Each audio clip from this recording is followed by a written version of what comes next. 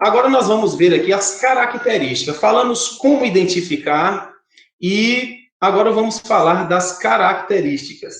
Embora eu já tenha falado no ponto anterior, no tópico anterior, algumas coisas, é importante, mais uma vez, reafirmar. Porque toda seita ela vai trabalhar esses 6 pontos aí.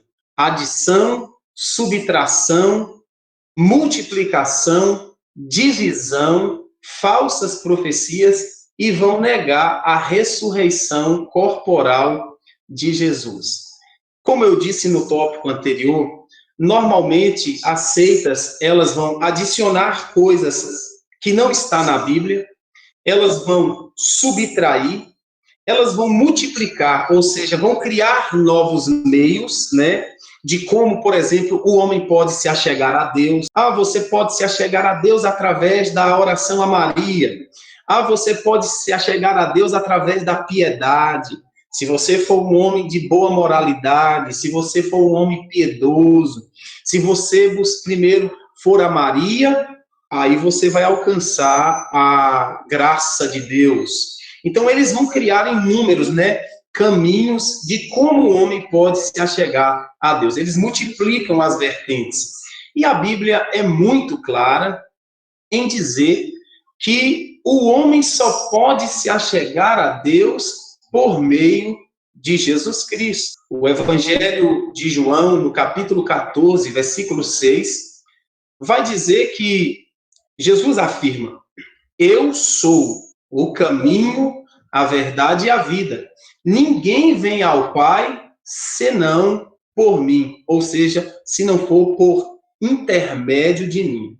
Na primeira carta a Timóteo, no capítulo 2, versículo 5, o apóstolo Paulo também afirma: só há um mediador entre Deus e os homens, Jesus Cristo, homem.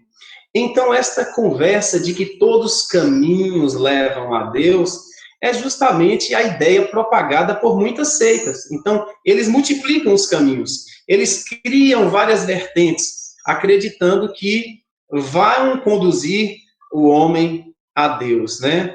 Então, esses são indícios, falsas profecias. Irmãos, hoje, infelizmente, muitas pessoas, na sua simplicidade, têm sido ludibriadas pela enxurrada de falsas profecias que tem sido disseminada em várias correntes e vários grupos. E por não ter um conhecimento apropriado das Escrituras, Paulo fala que muitos seriam levados por falsos ventos de doutrina. E aí a gente vê que muitas pessoas têm sido enganadas por falsas profecias. E este é um indício, né? É uma característica marcante de uma seita. Eu falo e tenho o costume de falar aqui na nossa igreja que muitas igrejas que hoje se auto-intitulam evangélica não passam de seita. Por quê? O que norteia aquela igreja não é a Escritura, não é a palavra de Deus. O que norteia aquela igreja são falsas profecias, são revelações mentirosas, não são superstições, é misticismo, são tantas coisas que fogem das doutrinas fundamentais da fé cristã. Então, não tem como enquadrar estes grupos dentro do cristianismo, porque o que rege a fé cristã é a Bíblia. E a Bíblia, infelizmente, foi abandonada por estes grupos. Eu sou participante de uma experiência bizarra, no mínimo, em uma igreja que o pregador supostamente, né, foi ao púlpito para pregar e, após chegar ao púlpito, ele colocou a mão nos ouvidos e disse assim para aquele grupo que lhe ouvia: espera aí, irmãos, espera aí, Deus está falando comigo agora. E Deus falou o seguinte: não vai ter Bíblia no culto hoje, é só mistério. E aí, irmãos, eu fico a pensar, se a palavra de Deus é o próprio Deus falando, como Deus iria permitir que isso acontecesse num culto que supostamente é direcionado à sua pessoa? Se Deus é a pessoa principal do culto, É ele que deve ser adorado. É ele que deve ter a primazia, ser honrado neste culto. E aí a gente vê muitas igrejas que seguem esta mesma linha, abandonam a palavra, se apegam a revelações. E eu quero dizer aos irmãos que eu sou de fé renovada, sou crente na continuidade dos dons espirituais, mas eu vejo que existe muita banalização hoje dentro de muitas igrejas que abandonaram a palavra e se voltaram a superstições, revelações, falsas profecias. Então, este é um ponto, né, uma característica fundamental para você identificar uma seita. Veja se naquela igreja a palavra de Deus é o centro. Veja o tempo que aquela igreja costuma dar para a exposição bíblica. Às vezes você vai a uma denominação e o tempo da palavra é 10 minutos, mas revelação, louvor, apresentação, oportunidade para um, para outro, e toma todo o espaço do culto, mas não tem o momento da palavra. Então, a palavra tem que ser o centro do culto. A palavra tem que ter um tempo de qualidade. Se não há palavra, como Deus vai falar neste culto, irmão? Se ele fala justamente por meio da sua palavra. Então, normalmente, as seitas, elas deixam a palavra de lado e elas costumam se apegar às falsas profecias. Elas também costumam negar a ressurreição corporal de Jesus. Alguns grupos religiosos, eles acreditam assim, não, Jesus ressuscitou, mas em espírito, e não de forma corpórea. Mas a Bíblia atesta a ressurreição corpórea de Jesus. Tanto é que depois que ele foi ressuscitado, ele foi visto ainda por várias vezes por seus discípulos. Então, esses pontos, adição, subtração, multiplicação, divisão, falsas profecias e negar a ressurreição corporal de Jesus são algumas características de seitas e grupos que se auto-intitulam cristãos. Razões para o surgimento de seitas no mundo. Primeiro, precisamos observar que o surgimento de seitas no mundo tem como ação diabólica. Os irmãos vão observar na segunda carta do apóstolo Paulo aos Coríntios, no capítulo 4, versículo 4, Paulo vai dizer que o Deus deste século cegou o entendimento de muitos para que não lhes resplandeça a luz do evangelho. Ou seja, o Deus deste século, que é Satanás, conforme o próprio apóstolo João diz que o mundo jaz no maligno, o mundo opera um sistema maligno e diabólico. Esse Deus deste século, a saber, Satanás, ele cegou o entendimento de muitos. É por isso que, às vezes, nós pregamos, ensinamos, mostramos a verdade para as pessoas, mas elas continuam com a sua mente obscurecida, elas continuam com o entendimento entenebrecido. Por quê? Porque Satanás cegou o entendimento de muitos. E o intuito de Satanás é justamente desviar o povo da verdade. Os irmãos vão se lembrar que a primeira arma usada por Satanás para desviar o homem do propósito de Deus foi o engano. Lá no Jardim do Éden, Satanás, em forma de serpente, usou o engano para tirar Adão e Eva da vontade e do propósito divino. E não é diferente nos nossos dias. Satanás tem cegado o entendimento e enganado as pessoas. E por isso, a gente vê hoje o surgimento de muitas seitas. Porque se a verdade não consegue entrar na mente das pessoas, elas vão aderir a toda e qualquer palavra que for dita a elas. Às vezes a gente evangeliza determinadas pessoas e nós, irmãos, a gente precisa ter muita paciência, porque nós que tivemos a nossa mente renovada por Cristo, tivemos a mente restaurada pelo Espírito Santo, a luz de Cristo entrou e nos libertou de todo o engano, de toda a mentira, de toda a heresia. Mas às vezes a gente vai evangelizar alguém e às vezes a gente prega para aquela pessoa e ela continua cega, convicta naquilo que ensinaram para ela.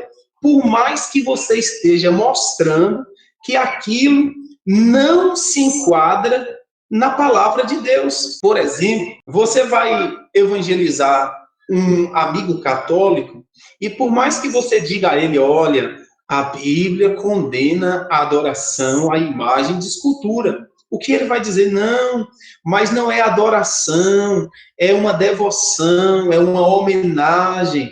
Então, ele não vai nunca abrir a sua mente, porque o Deus desse século tem cegado o entendimento de muitos. Então, a primeira razão para o surgimento de seitas no mundo é uma ação diabólica. Assim como a queda do homem, é claro que foi por escolha, mas foi uma ação diabólica ali, né, onde Satanás conseguiu enganar Adão e Eva. Segunda razão, é uma ação diabólica contra a igreja. Então, Satanás sabe que a igreja é uma instituição divina e que por mais que ele lute contra ela, ele não pode resistir, porque sobre a igreja está uma promessa de Jesus Cristo. Quando Jesus disse lá no Evangelho de Mateus, no capítulo de número 16, versículo 18, Jesus falou: as portas do inferno não prevalecerão contra a igreja.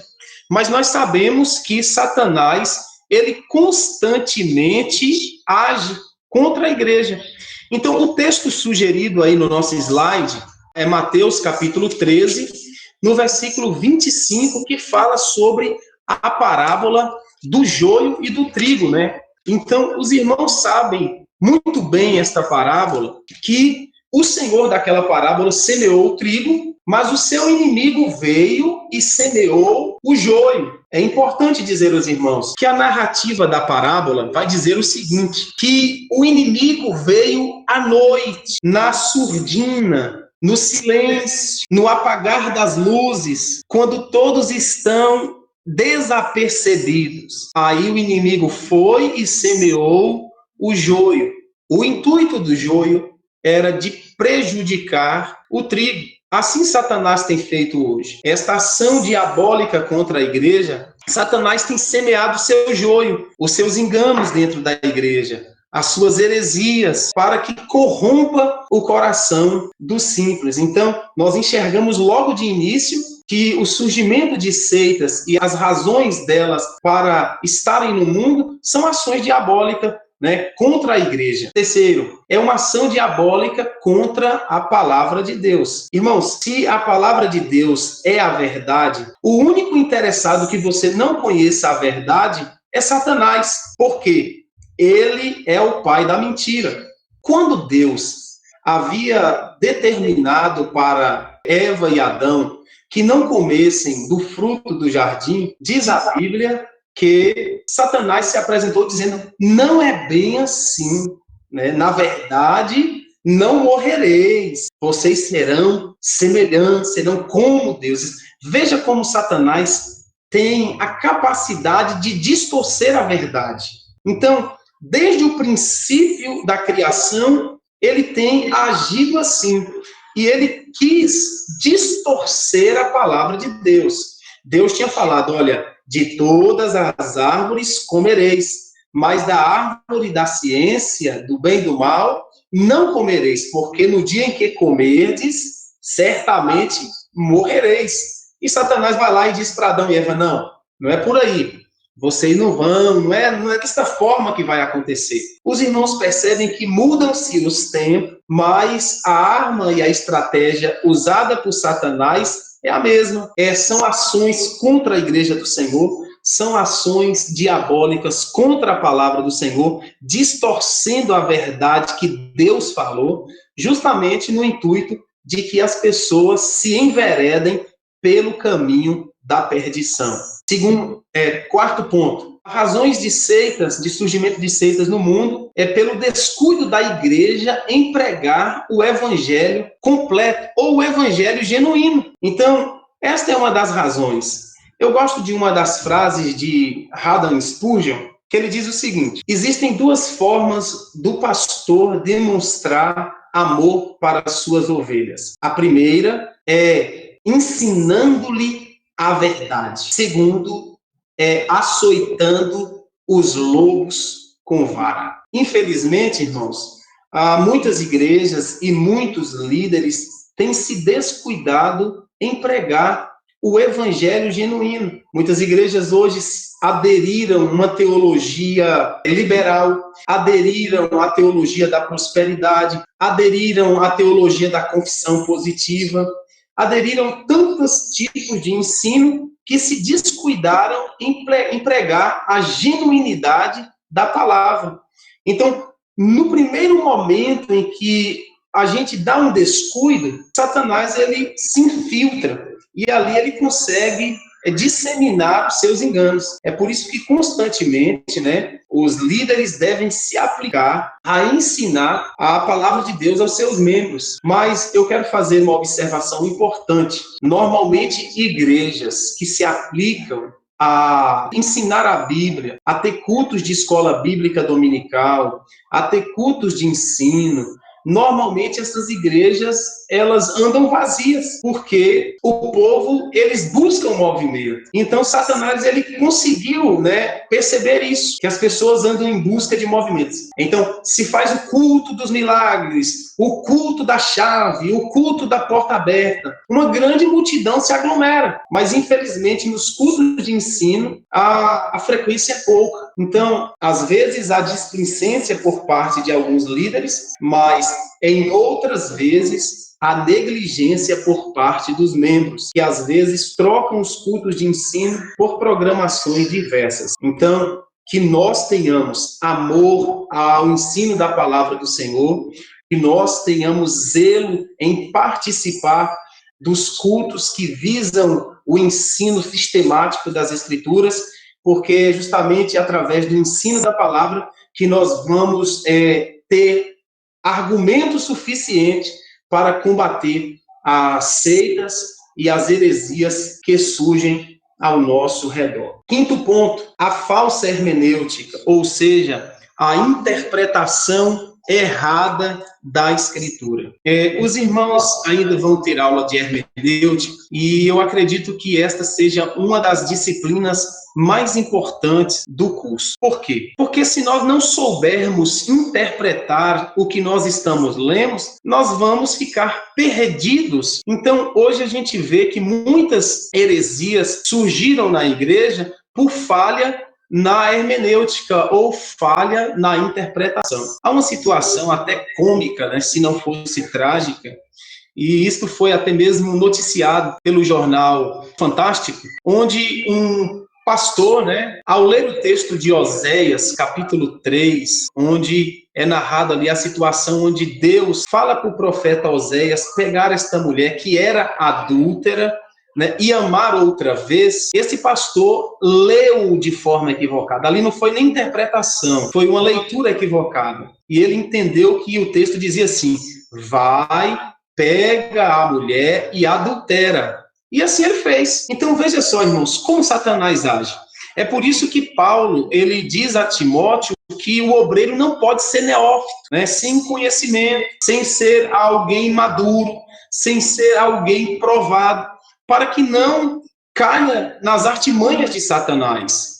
Então, a falsa hermenêutica, a hermenêutica estrábica, ela tem trazido grandes prejuízos para a igreja do Senhor.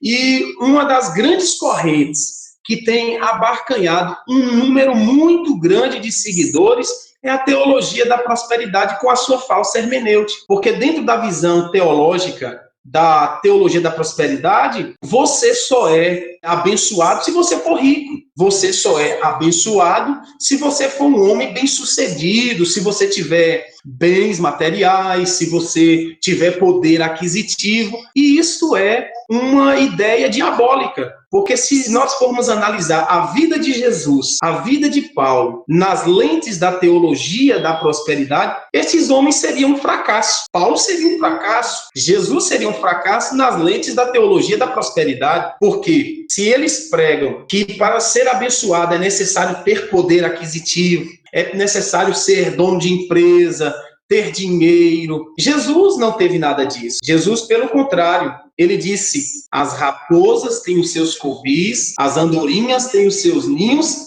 mas o filho do homem não sabe onde reclinar a cabeça. O apóstolo Paulo morreu pobre, Ele tinha mal uma capa na qual ele pede Timóteo para que quando viesse lhe visitar, trouxesse esta capa, porque o inverno estava chegando. Então veja que, infelizmente, a interpretação equivocada das Escrituras tem trazido um grande prejuízo para a igreja do Senhor. Então nós precisamos, irmãos, nos aplicar a examinar cuidadosamente a palavra. E aí eu digo para vocês, fazer uma hermenêutica correta de um texto, preparar um sermão, não é algo fácil. Exige tempo, exige estudo cuidadoso, exige uma pesquisa minuciosa.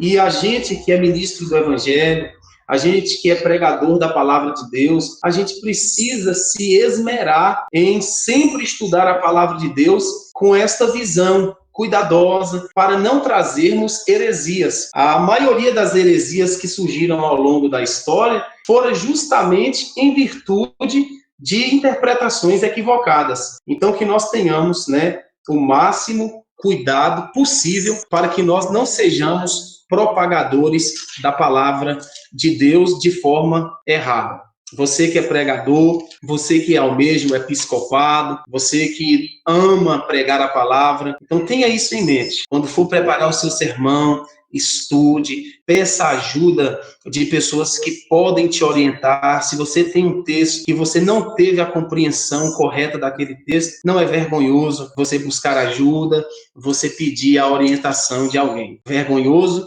é nós falarmos de algo que nós não temos convicção e, ao invés de edificar, estarmos trazendo danos e prejuízos para a igreja do Senhor. Outro ponto aqui é a falta de conhecimento da verdade bíblica. Este é um dos pontos pela qual tem surgido muitas seitas no mundo. Paulo fala para Timóteo, na primeira epístola, no capítulo de número 2, versículo 4, veja o que Paulo diz. Eu vou fazer a leitura desse texto, porque esse texto é muito importante. Paulo diz assim, a verdade é a segunda epístola, Aqui está a primeira epístola, mas é a segunda epístola, no capítulo 4, Capítulo 4, versículo de número 1, 2 e 3. Paulo fala assim, ora, o Espírito afirma expressamente que nos últimos tempos alguns apostatarão da fé, dando ouvidos a espíritos enganadores e a doutrinas de demônio, pela hipocrisia dos homens que falam mentiras, tendo a própria mente cauterizada. A falta de conhecimento da verdade, logicamente, vai conduzir pessoas ao erro. Eu gosto sempre de dizer, é fácil. Se nós quisermos identificar o erro, antes precisamos conhecer a verdade. Você não vai comer um ovo se alguém lhe oferecer aquilo dizendo que é um filé mignon. Por quê? Porque você conhece o ovo. Agora, se você não conhecesse, facilmente você se iria ludibriar. Então, para identificarmos o erro, antes de mais nada, é necessário conhecer a verdade. E conhecereis a verdade, e a verdade vos libertará. A Bíblia diz ainda que o justo se libertará pelo conhecimento. Finalizando esse tópico, a falta de maturidade espiritual. Este, de fato, tem sido também um ponto que tem levado ao surgimento de muitas seitas. Veja o que Paulo diz na carta aos Efésios, no capítulo de número 4, versículo de número 14. Paulo diz assim, para que não sejamos mais como crianças, arrastados pelas ondas e levados de um lado para o outro por qualquer vento de doutrina, por artimanha das pessoas, pela astúcia com que induzem ao erro. Então, Paulo estava exortando os irmãos a crescerem, a desenvolverem maturidade, e não que espiritualmente continuassem como crianças imaturas. Você sabe que uma criança que não tem maturidade ainda para discernir certo e errado, ela é conduzida pelos seus responsáveis para onde eles querem. E o que Paulo está dizendo aqui para nós é que nós precisamos amadurecer na fé, desenvolver maturidade cristã para que nós possamos atingir a estatura de Cristo, Ou seja, adquirir conhecimento suficiente para não sermos levados de um lado para o outro por estas ondas e estas enxurradas de falsas doutrinas e heresias que constantemente assolam e batem a nossa porta.